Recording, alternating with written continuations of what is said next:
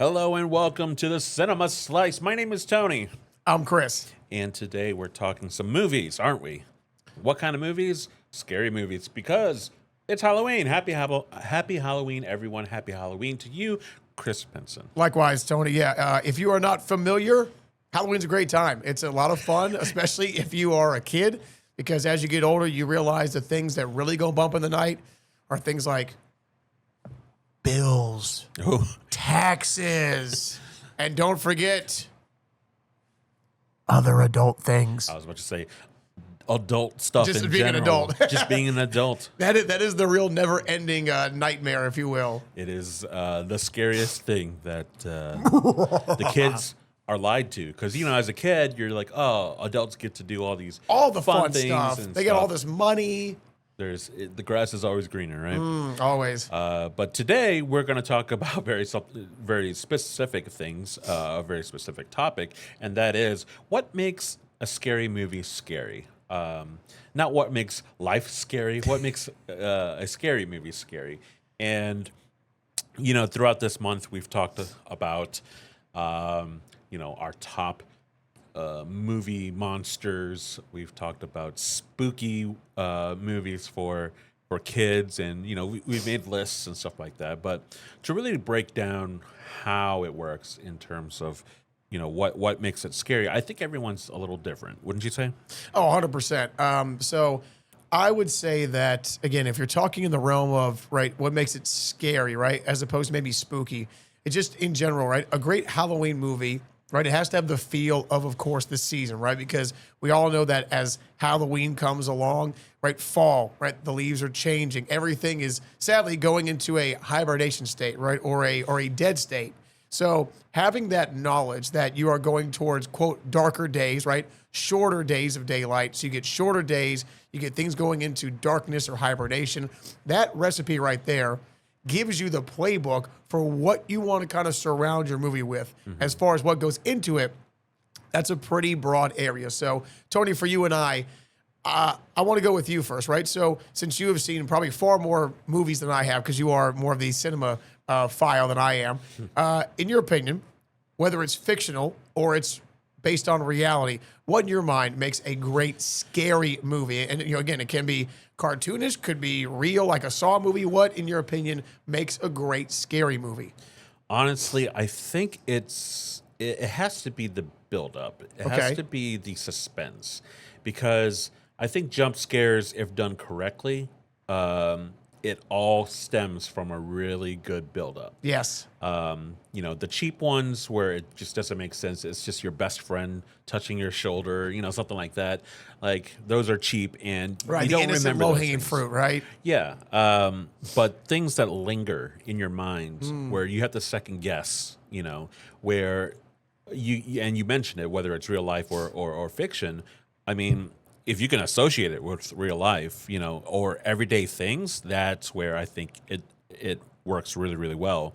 For example, I mentioned that Jaws was one of my top three horror Yes. movies, even though it might not technically be, or maybe it's your original monster movie, but like, I'm afraid of the water. I'm afraid to go in the ocean. You know what I mean? As a kid, I've said before, I was always checking my body before taking a shower, making sure I didn't have any open wounds or cuts, because the sharks would taste the blood or smell the blood and a great somehow line. go through the sewer lines to come get me, right? But even as an adult, going to Florida and swimming in the ocean for the first time and being like, okay, I don't want to go too far, and I was just really, really afraid to look under the water. Eventually, a friend of mine, he rented some like scuba gear, right? And it was really, really expensive, but he really wanted to do it. He only did it for about 10 minutes. He had 2 hours. And I was like, dude, what are you doing? And he's like, I'm good. I'm set. And I'm like, okay, well, like, can I borrow it if you're not going to do it? And like, yeah, go ahead. So I put on the whole gear and everything like that and start swimming and, look under the water. And in the distance, I see a really, really big fish. No. And I'm like, okay. And so I'm staring at it as I'm back swimming, back pedaling back to shore.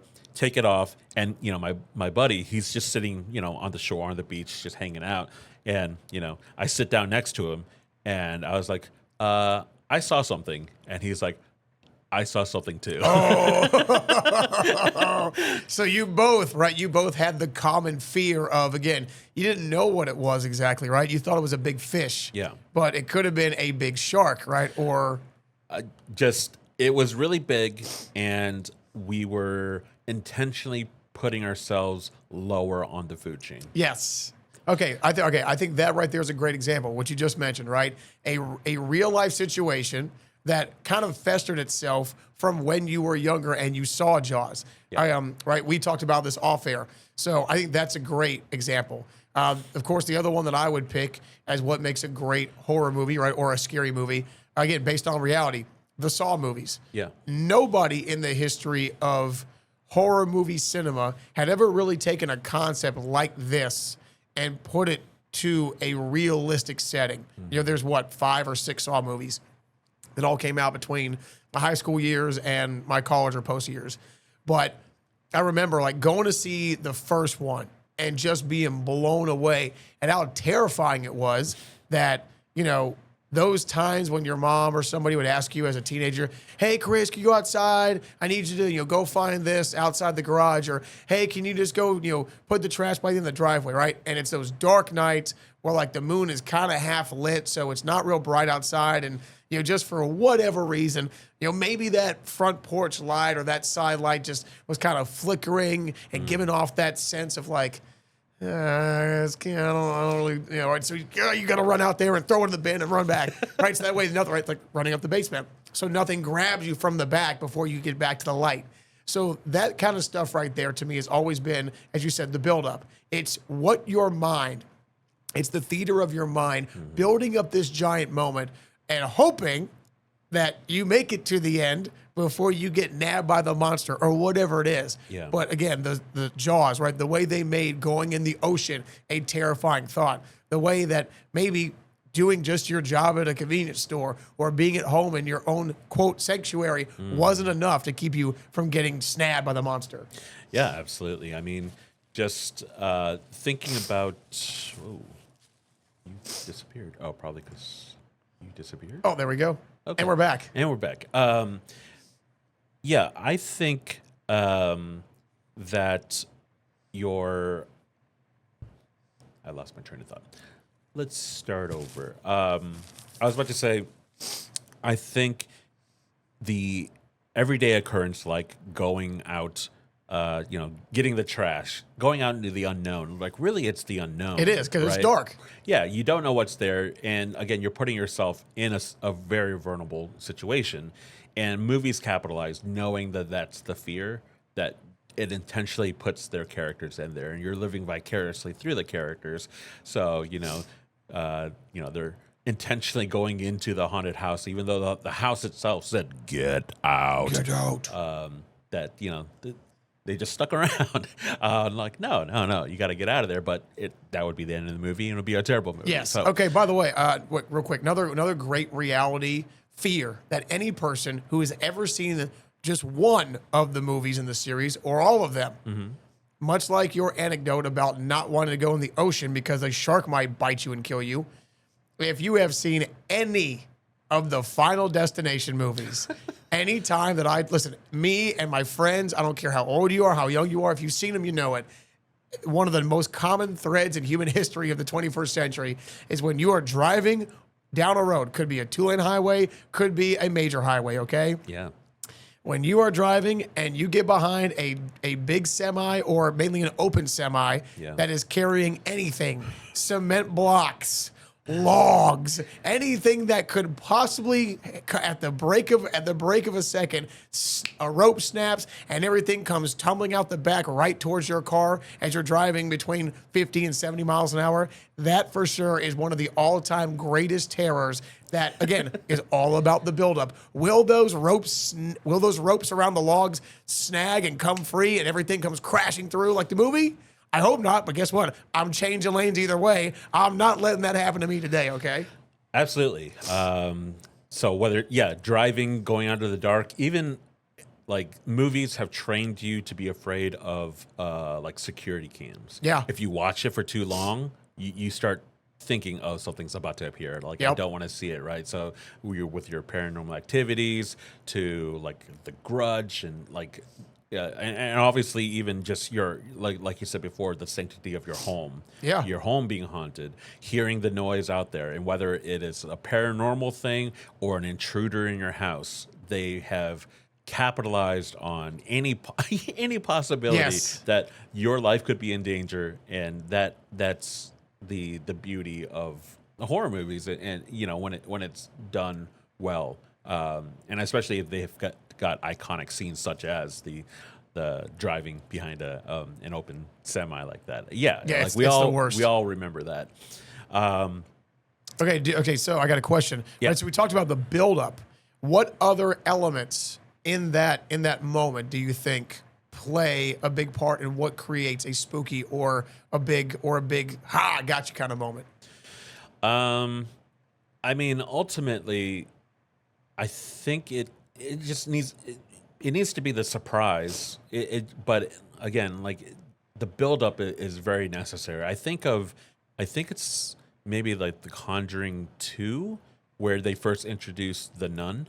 Oh, okay. Like not her movie, but when she's first Yeah. introduced, like they do a wonderful sequence, and this YouTuber broke it down where it only has one jump scare. It's at the very end, but it's like 7 minutes of suspense of them seeing her going through a hallway, not knowing who it is, following her into the room. The room is, dimly lit. You see her, in the darkness, where there's not lights on. The character walks towards the nun, turns on the light. Turns out it's a painting, and then suddenly the phone rings. There's one jump scare right there. Or like the radio turns on, and it's old timey music and everything, right? And it's just building up, and then suddenly she keeps looking over at the painting. She can't stop looking at the painting, and suddenly she sees her own shadow moving by itself, and the shadow is moving across the room, and ultimately goes to the painting again, and then suddenly hands come out of the frames of the painting, and then it runs towards you. Like that moment, though, that's the scare. Yeah, it's coming. Extremely scary because it's just this buildup, this constant tension of knowing what's going to happen, but not knowing when it's going to happen. Yeah, right. Again, the buildup. Okay, so in that same vein, along with in that buildup vein, Yeah. to me, another element that really adds to the suspense, right? That builds and builds and builds is what? It's not silence, right? No, it's music. It's music. It's ambiance. Yep. Yeah, that's where audio really, really does its job. Yes. I mean, And then, look, anytime you can get a good, solid section of violins together, right, and have those clashing, high, cringing tones that make you just go, oh, and you can feel, right, and you can almost, it's like you can feel it, right, you can feel that, you can feel the anxiety like coursing into your veins, and you're like, oh my god, oh my god, oh my god, oh my god, and bam, right, that's what you want. I will also say that for the most part, a lot of the most recognizable theme songs are from horror movies. Yes. Right? I mean, even it's something as simple as dun Yeah. right? A Jaws. simple motif. You know it, and in the movie, when you hear it, you know he's coming. He's you don't coming. know when. Look for that You don't fin. know who. Yeah. It's all of that. And then, of course, your Halloween, your Michael Myers. You hear it the whole time. You got the Twilight Zone. I mean, like, they're such good themes, being creepy. Do you remember Unsolved Mysteries? Of course. Yeah, I mean, one of the scariest theme songs. Yes. And then Robert Stack comes out of the darkness. Whatever happened to Chris Pinson? No one really knows. On tonight's Unsolved Mysteries. By wearing that trench coat again, like he just stepped out of to find you, like he's deep throw from freaking Watergate or something. Yeah. But again, right? That's the beauty, right? It's also we're talking about the buildup, right? Talking about music, right? Mentioned lighting, right? Lighting is key, right? Because again, lighting, you're either going to give clarity like this, or you bring them all down, right? You make it seeable, right? But you make it still kind of tough again, right? Well, that's why like when it's kind of like dusky, right? And it's kind of that glowing setting where you're like, ah, cool. It's such a pretty sunset. But you can see as the light creeps away, the darkness takes over, right? And Absolutely. again, all of those things play such a pivotal part in what can create this great moment that's going to either grab the customer or the viewer and say, whoa, or as we know, like an ill-timed joke with a punchline, you can miss the mark completely and go, man, there was such potential and just nothing. And see, that's the interesting thing about horror is that it's very similar to comedy. Yes, It's all about it's timing. timing. It's about the surprise, what you're not expecting, or what you are expecting, Yes. and then the unexpected happens, right? Yeah. And sometimes, I mean, there's plenty of movies where they, are building up to reveal the monster, and the monster just looks absolutely Oh, ridiculous. God. But the thing is, you can have something look absolutely ridiculous if you build a suspense and the build up, and with the music and the lights and everything, as we've said, to make a great scare. Okay, right. Case in point, right? The final reveal of this character in the movie, and we've talked about it during this month of scary characters. Yeah. The final reveal in the first movie of the two-part movie series, Jeepers Creepers. Right, yeah. like the whole movie, right? You've gotten to see part of this thing, right? Like you've seen it in the trench coat, you've seen it wearing the hat, you've seen what it looks like at different vantage points, but you haven't gotten to see what this mutant hellbat thing looks like. You just know that obviously it takes people, it needs to feast on them to keep living and to keep going.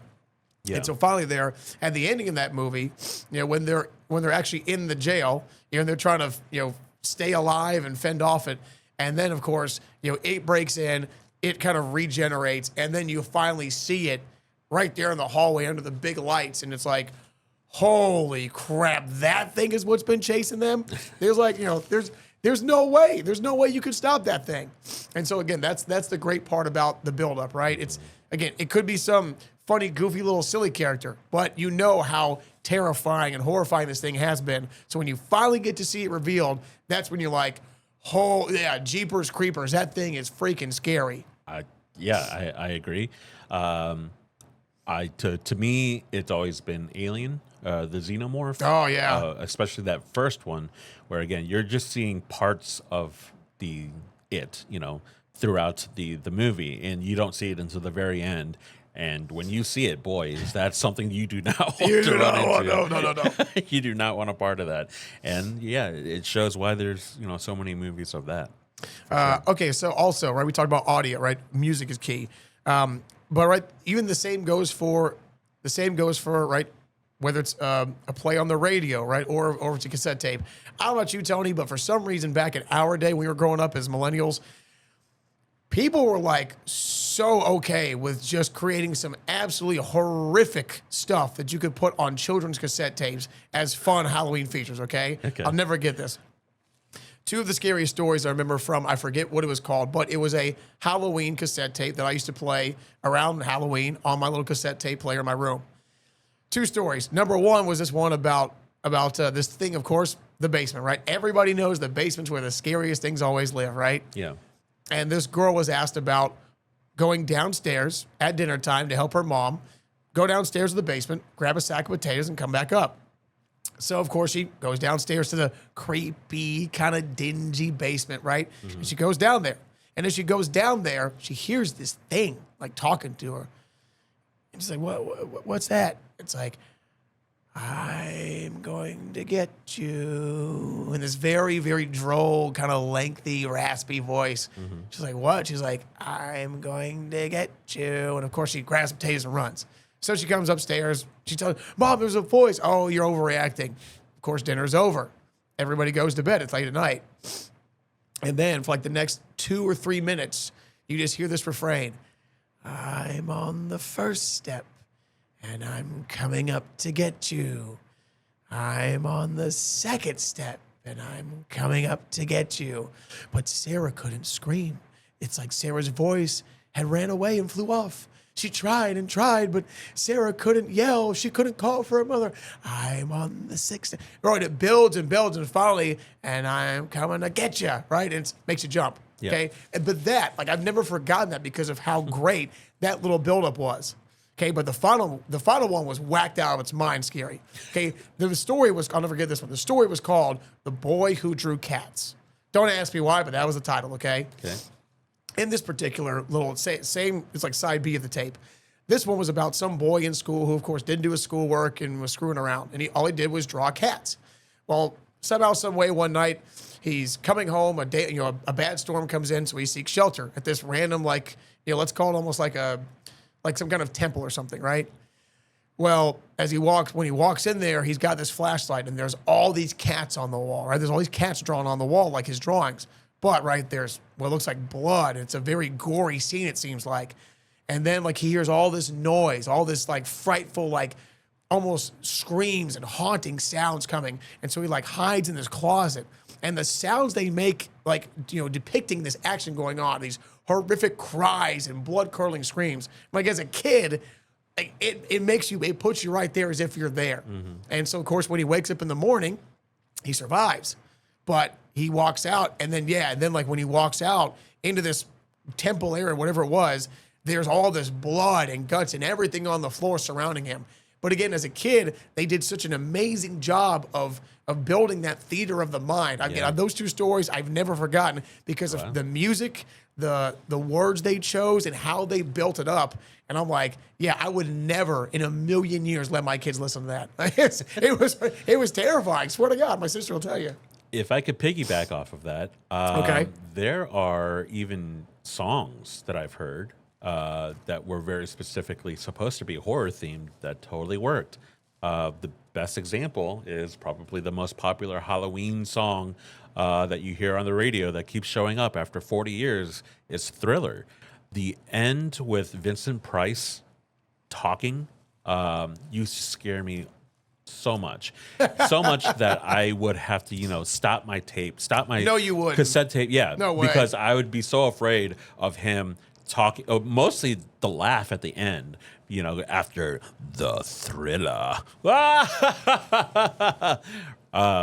Yeah, that used to freak me out, and I would have to immediately shut it off. I love the song so much that I was willing to, deal with the middle parts, but that end, once that song ends, before the last laugh, I shut it off. This also reminds me of my co-host over at Vinyl Vault, Parker Pageant. Yep. He has admitted that, and Chris, I don't know before you moved here if you've heard, but here locally we have a place called Ziggy's Cafe. Yes, been there. And they've got a radio jingle in which the song has the singer. It sounds very much like Louis Armstrong. Okay. And he says, Ziggy's Cafe. Apparently, Parker, absolutely afraid of listening to that the jingle? To that jingle. And he too would shut it off and count to a minute because he figured that's how, correctly, how long a commercial would go through. Does Parker not feel like it is, in fact, a wonderful world? Is that the problem? Was he scarred by Louis? And that's the thing is, I believe he was fine with Louis Armstrong, but there's something about the way, the performance of Ziggy's Cafe that freaked him out. Granted, he would be listening to it in the dark, because he would listen around to a campfire. No, We're not singing Kumbaya. Yeah, there's a show called Delilah, and Delilah plays a bunch of requests. Don't get songs. me started on her. Okay, but she's advertised with Ziggy's Cafe. So you as go. he's listening to the latest Savage Garden song. The latest. you mean from skating rink days of like 1999? Imagine him, laying in his bed listening to Delilah, and then suddenly, it's Ziggy's Cafe. He told me that in confidence, and I keep exploiting. Good, so. I'm glad. Okay, so you brought up Thriller, which I'm glad. Which, by the way, I laughed because when you said for the last 40 years, and I was thinking, Monster Mash is a lot older than that. Okay, but Thriller. I remember, right, as a kid, Love the song, right? Was not afraid of the laugh of Vincent Price. Love the song.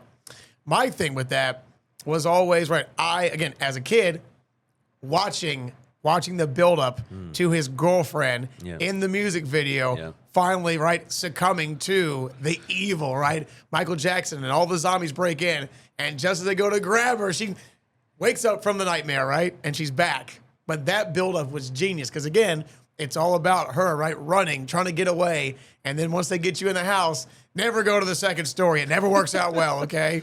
There's no helicopter coming to save you. You are trapping yourself. Absolutely. Yeah, I mean, him turning into the werecat in the beginning, very, very... and then, of course, at the end, as Vincent Price laughs, the eyes, right? He turns back. Yeah, and I will tell you that in the music video, whenever it would come on, I would stop it just before he turned around so that he could do the...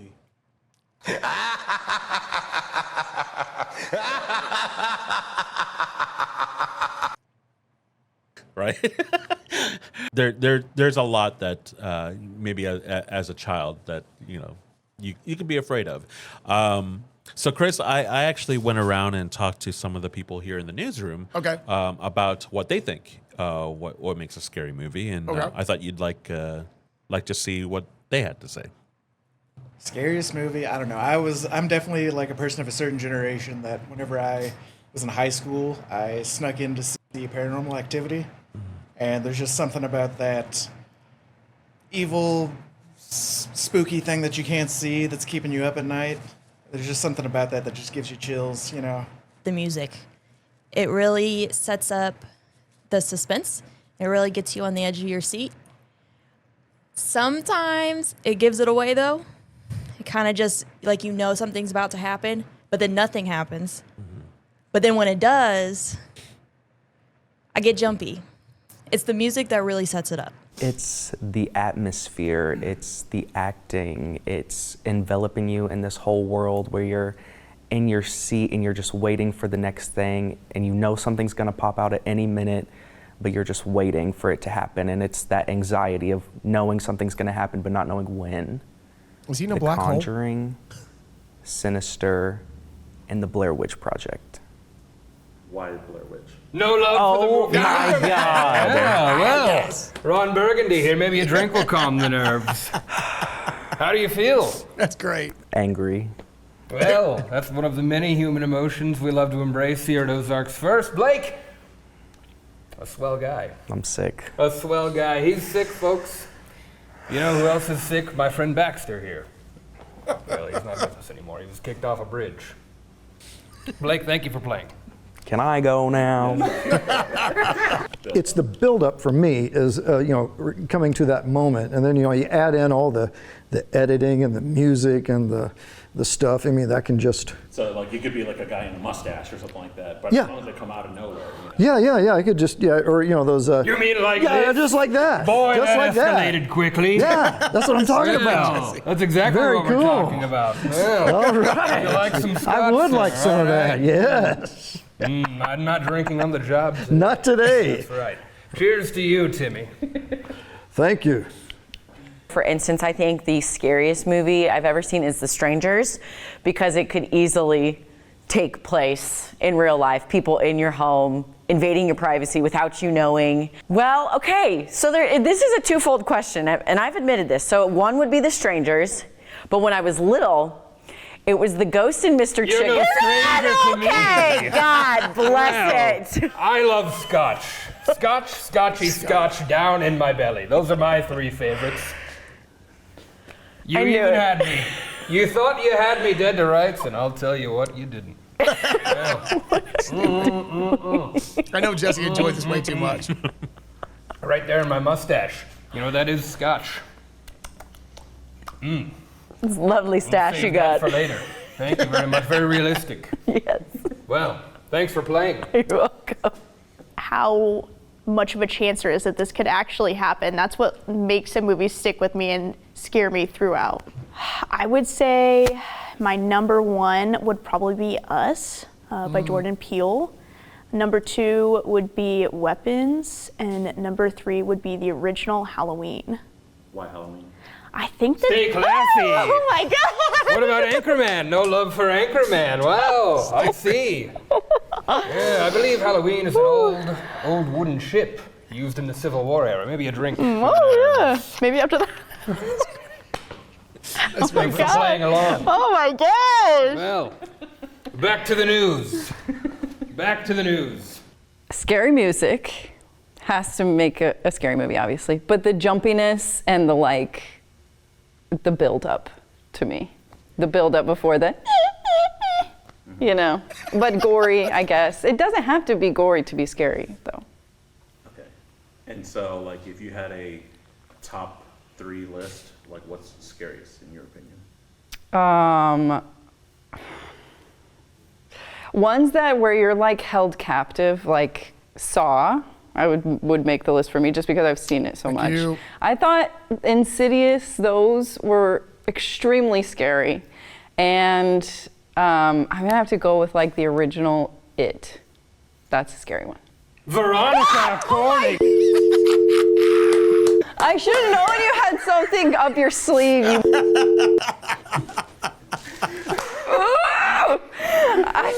The jump scares, per usual. Oh my One of our favorite answers here, gosh. those Darks first. Oh my gosh, I was really not got ready scared. for an adrenaline shot this afternoon. Well, allow me to provide. Is On that to the sweet next. tea? Is that This sweet coffee. tea? I mean, it's scotch. Yeah. Scotch. Oh, you got the scream back out of me. Jesus, I was not expecting that, Tony. I'm so nervous.